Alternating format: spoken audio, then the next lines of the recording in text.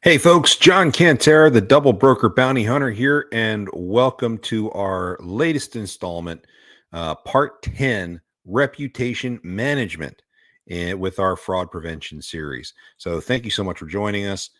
I am going to take care of a couple little things here. If you like the content we put out, please make sure you like and subscribe so that you can get the latest stuff as we do it. Also, we'd appreciate any support. If you're just an individual looking to help support the work that we do, please buy me a coffee. Check out the streamer, check out the comments. The link is there to offer that support. In the meantime, I do want to go ahead and shout props out to our sponsors at AccuBid Pro. Whether you're a veteran or new in this industry, survival depends on knowing your costs, and there's no better way to track your costs than with AccuBid Pro. Tired of spending hours bidding on loads and second-guessing your profits? Introducing AccuBid Pro, the mobile app designed for the everyday owner-operator. We simplify load bidding, making it fast, accurate, and stress-free. Know your operating costs up front to ensure every load is profitable. Plus, for a limited time, enjoy a 30-day free trial. Stop guessing and start earning. Download AccuBid Pro today, available now in the App Store. Bid better with AccuBid Pro. Okay, folks, let's go ahead and get into the meat of today's topic, reputation management. And for a lot of you people out there who really don't know what that means, we're talking about Carrier 411, we're talking about highway, we're talking about MCP, we're talking about the negative reviews that show up out there, not just for carriers, but for brokers too, and how to try to mitigate having that happen to you. So let's face it, when it comes to reputation management, well, reputation is pretty much all we have in this business. You know, it used to be that relationships were everything, but unfortunately, with the advent of excessive fraud in this industry and the compliance department that most brokerages have, relationships don't always play a significant role in selecting carriers. And let me qualify that statement. You know, you may be a broker and you may have had this one carrier working with you for years, but because of a rule that your compliance department is putting into place, you can no longer work with them. Maybe that's an inspection requirement or something along those lines. And if the carrier you like to use doesn't meet those requirements, well, I'm sorry, Mr. Broker, your compliance department's going to tell you, no, you can't use them. And let's face it, compliance departments in a lot of cases are not staffed with industry professionals. They are actually staffed with attorneys and risk managers who may not have spent a single day as a freight broker or as a carrier to understand the nuances that exist within the industry. So reputation is more important right now than relationships when it comes to trying to book loads. Now, FMCSA does not get into carrier and broker disputes when it comes to reputation management. So, reputation management is being done by third party platforms and public opinion. Not always the best thing to air your dirty laundry in public, but you know what? It seems to be the only way this industry is coping with identifying bad actors and trying to get the word out about them. The only downside is when you identify a bad actor, what if they're actually innocent? And that is where things become a sticking point. Now, I want to remind everybody here, brokers, carriers alike, that FMCSA is the only entity that has the legal power to revoke a DOT number or an authority. But that does not mean that through reputation management processes that brokers can't absolutely decimate a carrier's authority in the process. So being able to manage your situation is absolutely critical because only brokers really have access to a lot of the wide-reaching tools when it comes to issuing reports. Only brokers can access Carrier 411. Only brokers can access the different streaming or the different screening platforms, MCP, RMIS. your average carrier does not have access to those tools. So the average carrier does not have the ability to weigh in against a bad broker like a broker can weigh in against a bad carrier. The carrier-centric platforms do exist. There's a Broker 411 out there. Carrier 411 is actually creating a carrier-centric platform that does the same thing Carrier 411 does. But these have a very low popularity and very few people actually look at this. So it really doesn't have the sting that a FreightGuard report might have against a carrier. So let's break down some of the biggest sources that are out there. Of course, Safer is the primary source of data for all the platforms. If it's a certain way in Safer, most of the time, the same information is going to exist in the other platforms. Now, I have had many carriers reach out to me and say, hey, Safer says I'm active, but Carrier 411 says I'm not. Well, that's because of a platform called MICMIS. MCMI, what is that? MICMS. I can't believe I'm losing the acronym in my head right now. But that platform only updates on a monthly basis, once a month, whereas Safer updates daily. MICMIS only updates on a monthly basis. So if they're drawing their information out of MICMIS, then it's most likely mid-month, early to mid-month when that update takes place. So, for example, I've got a carrier who can't be used by Landstar right now. Their safety score is a little too high in one category. Well, we have fought that particular item in court. We've won. Data queue's been challenged. Data queue's been approved. We've submitted the paperwork, but our safety score is not going to improve until MICMIS does their next update, which is probably going to be in about 3 weeks. So my carrier won't be able to haul anything for Landstar for at least the next 3 weeks.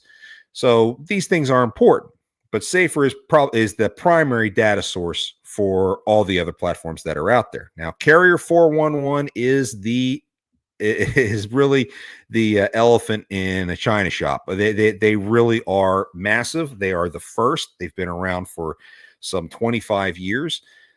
They know this game inside and out, and they are the gold standard when it comes to reputation management. That's why 97 of the top 100 brokers that are out there are customers of Carrier 411. And one of their biggest features is the FreightGuard program. FreightGuard reports, as everyone knows, they are the big negative reports that are out there that absolutely can destroy a carrier's reputation. And those reports are, how do I put this and do it politely? They can be done on a whim. What can be really painful when it comes to Carrier 411 is you can have a broker with a month's worth of experience that has access to Carrier 411 and can take a carrier that has 20 years of experience, and that broker can destroy that carrier almost overnight and eliminate their business by filing a bad FreightGuard. And, FreightGuards, earned or not, let's face it, they have a use.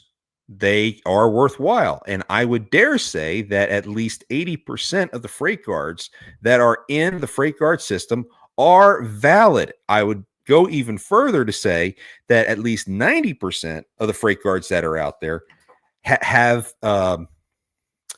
some validity to them. That may be a bit of an overreach. It may be an overreaction, but at least there's validity to them.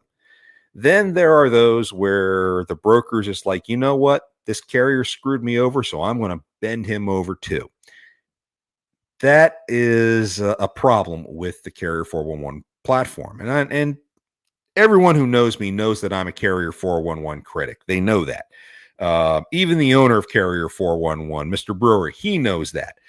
But I still respect the platform, and I still respect the general work that they do. I would just love to see the FreightGuard program done a lot differently. Another one that's out there is Carrier Assure. And what makes Carrier Assure questionable in my mind is because it provides letter grades to reliability. And that reliability, however, is based on, in my opinion, and I'm just saying it, my opinion. So, Miss Gaines, if you're watching, please forgive me. In my opinion, it's flawed. Your algorithm is extremely flawed because box trucks and sprinter vans, the expedite carriers, they are automatically graded an F because they're too small. They're non-CDL. They're automatically Fs. And then when you have a broker that uses Carrier Assure and they see that the carrier's an F, oh no, we're not going to use them. Well, you don't know anything about them. It's a box truck run. So a lot of the information needs to be tempered at the broker level. Know what kind of platform you're using and know what kind of information you're getting and how that algorithm calculates scores. And you can make a better decision as a compliance professional as to whether or not someone's going to be reliable. Because all this stuff is done off of predictive algorithms. Now, those predictive algorithms, well, they can make mistakes. RMIS has been out there for a very long time, owned by Truckstop. They again are a data collection source. And all three of these, the big three, RMIS, MCP, Highway, they all do the same thing. They collect carrier data and they distribute that data among the brokers within their network who utilize their services. And you know what? It is a fantastic idea. It is a great idea. And having that information readily available for brokers speeds up the onboarding process for carriers. So carriers should ultimately like these platforms as well. But when it comes to reputation management, they offer very similar type reporting tools that Carrier 411 does. It's just on a smaller impact scale, if that makes any sense. RMIS does some reports that are out there, and if a report is filed against a broker or a carrier, then there's information exchanges that take place that can try to resolve those situations. MCP does a lot the same. They also offer a reporting tool for brokers. And when a carrier gets reported on that tool, then there is a process that exists for carriers to email in, provide information, and that information gets provided over to the broker that filed the report. And the broker has the decision as to whether or not to continue with the report. Highway, again, same deal.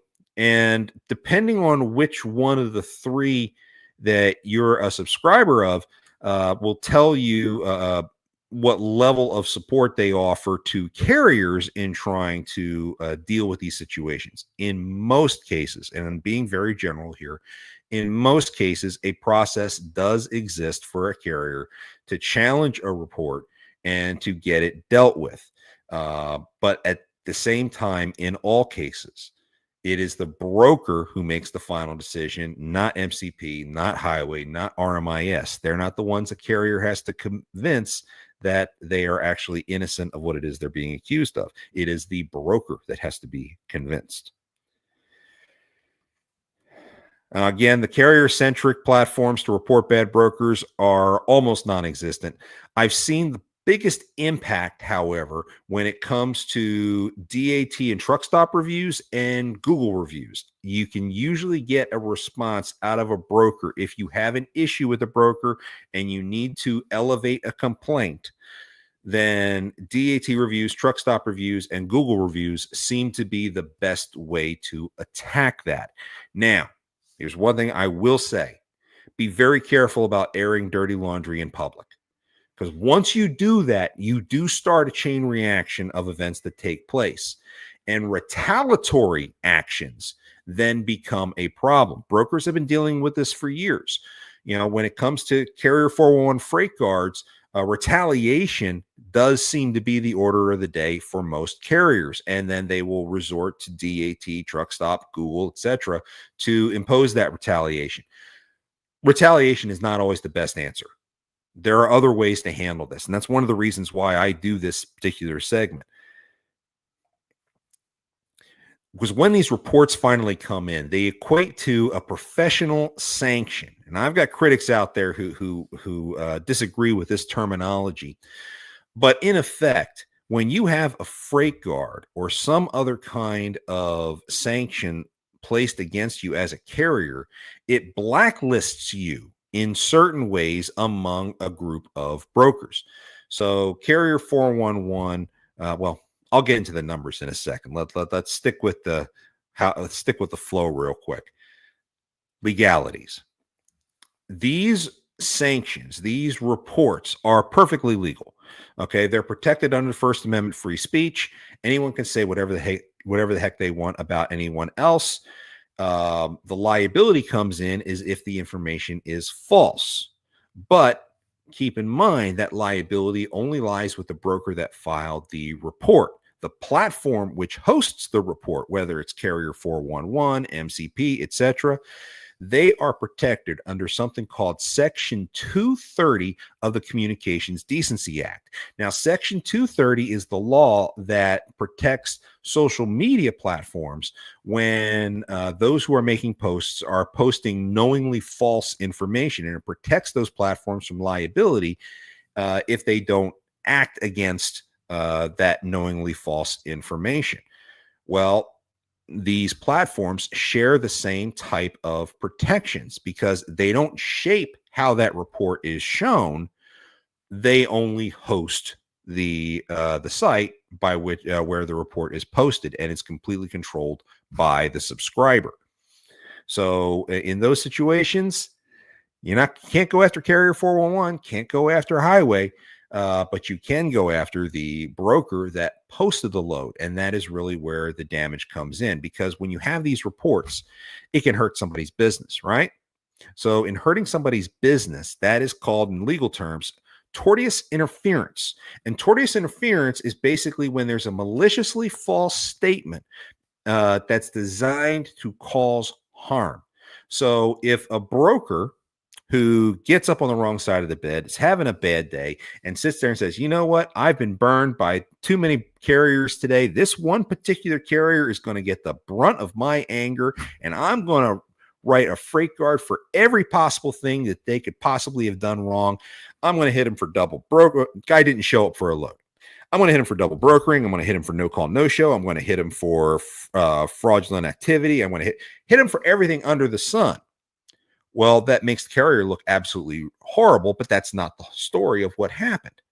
And now we have a liability issue on the broker's part, because that one broker, he may have been 2 months out of college and having a really bad day, but he's going to cause his employer one hell of a headache, because now that broker is going to be experiencing some liability issues. The question is going to be, is the carrier going to lawyer up or not?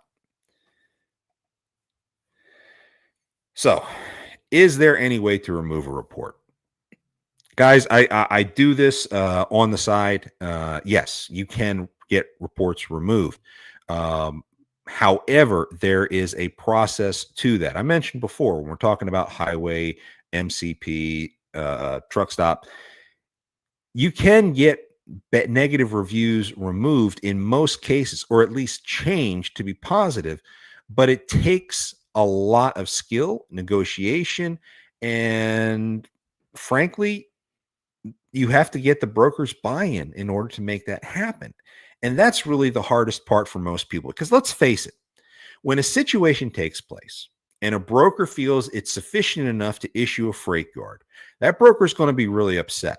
They would not be issuing a freight guard unless it was very damaging to them, in most cases. Well, the carrier, once they get the freight guard notice, is also going to be upset. And they only have 72 hours to respond. So that response, I guarantee, is going to be emotional. And an emotional response does not help the situation on either side, either from the broker or from the carrier.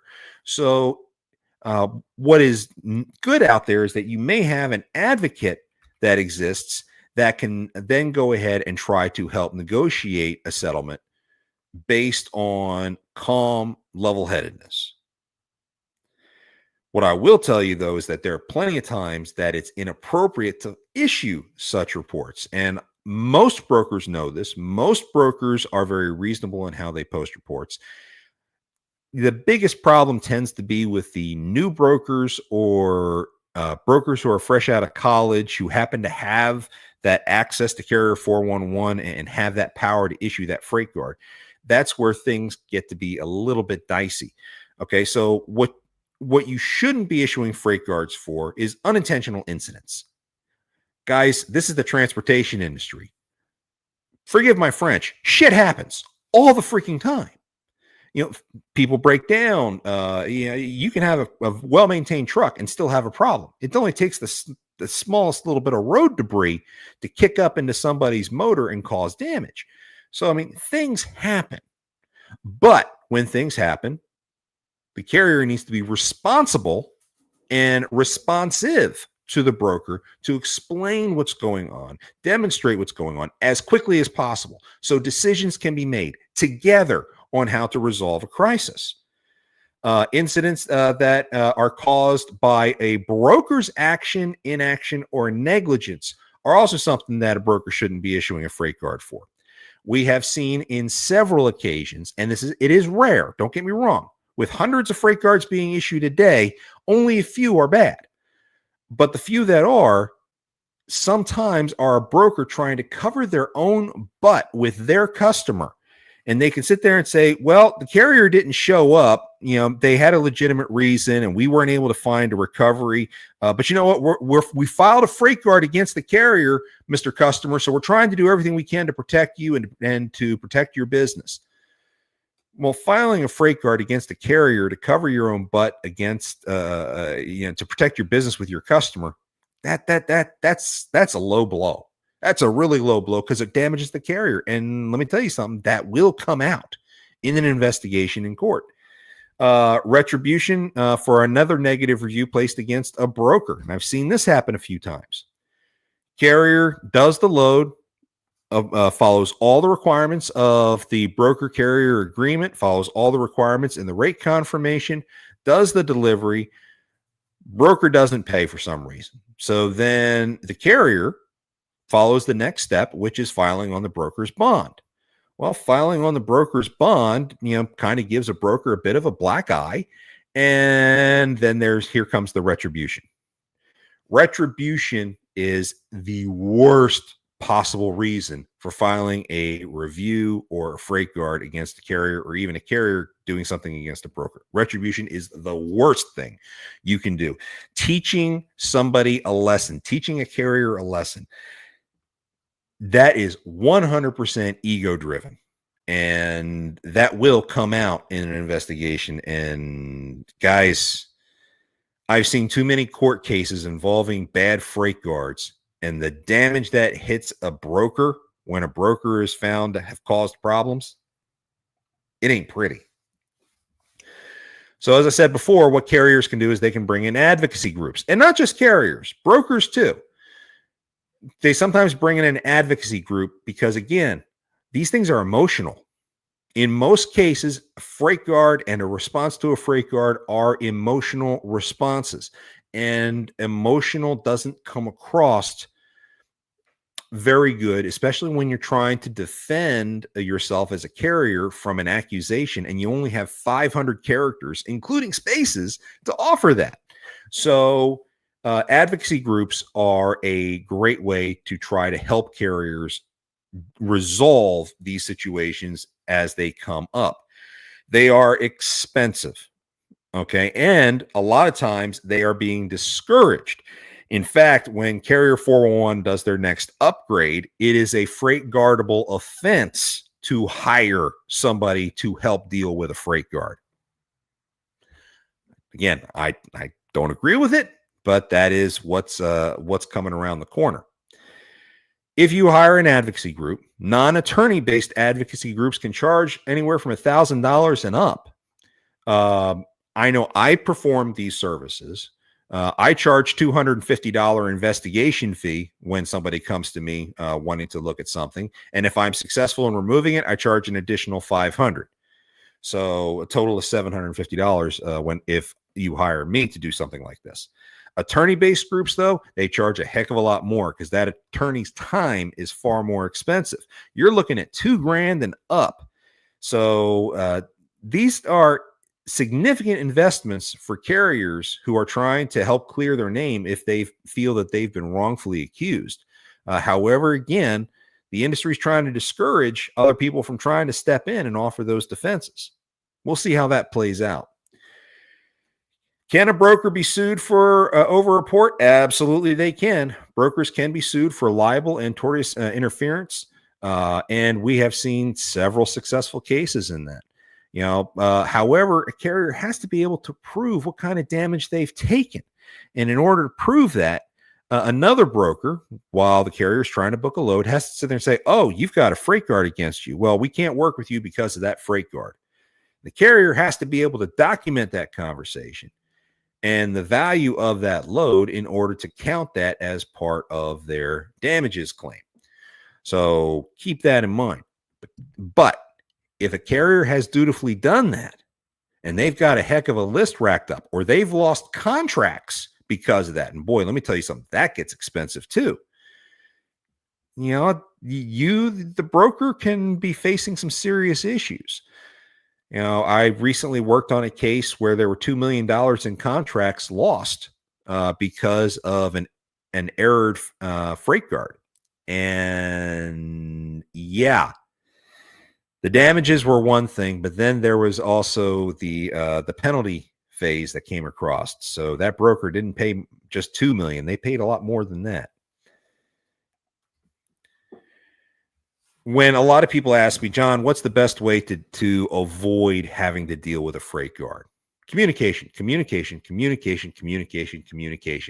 There is no better way to avoid a freight guard than communication. As I said before, shit happens in this industry. And if you're a carrier, your truck breaks down, you better get on that phone with that broker right damn then and say, "Hey, look, here's the situation. This is where I am. This is what just happened. This is what I'm doing to try to rectify the situation. What can we do to try to make this work? Do you need to do a recovery? What do I need to do to help?" Present yourself as trying to offer solutions to a bad situation. And that level of communication usually disarms an angry broker and gets everybody on task to get things resolved. It's a huge help. Okay. Hiding something, saying, "Okay, well, my truck just broke down. I've got 3 hours to make this pickup before the pickup site closes. And I don't want to say anything to the brokers. I don't want to lose the load. So I'm going to see if I can't get it fixed and hope beyond hope that I can make it work. And then nobody has to know and everything will be fine." Until 30 minutes before the pickup window closes, then you finally call the broker. "Hey, you know what? I'm 2 hours away. I'm broke down. There's nothing I can do. I'm sorry." "Why the hell didn't you call me 2 hours ago when you first figured all this out? Maybe I could have found somebody." Communicate. Okay. If you have a problem, try to bring a solution. You may not be able to, but I'll try. And make sure they know that you're trying to bring a solution. Provide proof of any excuses for any issues. If your truck broke down, take pictures of the dashboard. Make sure they see what idiot lights are on. Take a picture of the damage on the truck. I had a truck recently break down where the drive shaft snapped off the U-joint. Well, we had a picture of the sheared U-joint bolts and the drive shaft in the middle of the road. I mean, provide whatever evidence you can. We included with that a picture of the tow receipt with the date timestamp on it to show, hey, this is when it got towed. Don't keep secrets. And seriously, guys, and I know there's many of you out there, when you're having a bad day, your tempers flare. It happens to the best of us. It really does. You ought to see me when I'm having a bad day. But if you get a hot temper, understand that cooler heads do prevail. Stop. Sleep on it. Have a calm conversation, because the minute you get angry, it takes, and listen to mental health professionals about this, it can take anywhere from 30 to 60 minutes to calm down enough to think rationally. When you get so angry, you're ready to throw stuff across the room. You're looking for that axe throwing place down the street where they got a rage room and you can just beat the crap out of anything. You need at least 30 to 60 minutes to just calm down, relax a little, then engage your problem. That way you can come at it from a rational standpoint.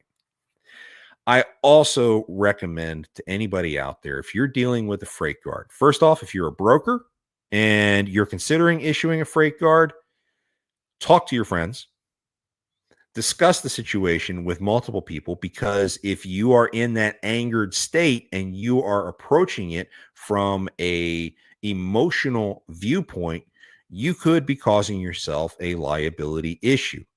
At the end of the day, can you prove every word of that freight guard report in court? If you can't, don't issue the freight guard.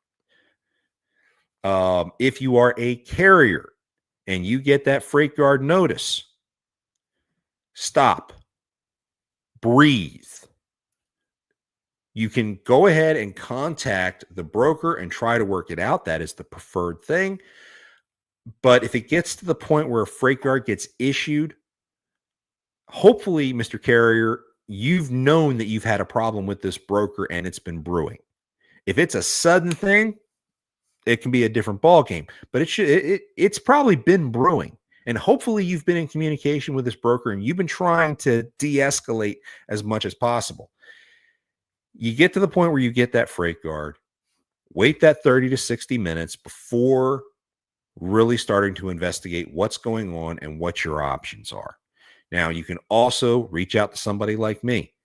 I can look over that report. I can tell you what your options are. You can explain to me exactly how it happened, and I can show you where you're guilty or where you're innocent, and then what needs to be done to try to negotiate with that broker as to how to resolve the situation. Because let's face it, if you get a freight guard, and I'm using freight guards as an example here because they are the gold standard in the industry, you have 72 hours to defend yourself, to post a response. And once that 72 hours is up, that freight guard is permanent, forever, will always be on your record. Even if it gets removed, it'll still show up as something that happened in the past, but it's been resolved. So if you don't want that to ever show up on your record, you have 72 hours to deal with it. So yes, you are under a time crunch, but if you try to respond by yourself, that emotion may get the better of you, and it may cause you more harm than good. That's why advocates are a good way to introduce a neutral third party who has a calm, cool head, who knows the situation, knows the industry, and can properly negotiate with the broker to try to achieve some form of settlement, whatever that may be. It's a touchy subject. It can rile a lot of feathers, but as much as the carrier community can't stand Carrier 411, they do have a viable place in this industry, and they provide a valuable service, even for carriers, even though carriers are not their customers. Believe it or not, these services protect a lot of carriers from a lot of bad things. But carriers are never going to see that. All they see is the freight guard that's damaging their business. So, with all due respect, carriers, Carrier 411 does have a reason for existing and should continue to exist. But there is a proper way to fight these things. Do it the right way, and you'll get a lot more respect and a better response than you will screaming at a broker, tell them to go F themselves off or threaten them or whatever the heck it is that you may do if you are in an excited state. Next week, we're going to be talking about insurance fraud. Actually, what we're going to do is we're going to replay what we did for insurance fraud from Matt's earlier this year. So that's going to be fun because I had a great time when we were there a couple months ago, but we will be reposting that video for everyone to see. If you do have an issue, it's pretty easy to get a hold of me. I sure as heck don't make myself hard to find.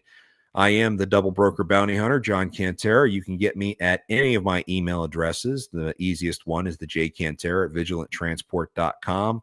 But if you can't remember that, you know I'm the Double Broker Bounty Hunter.com and StopTheScamPodcast.com. Easy to reach me. please reach out. I can help you.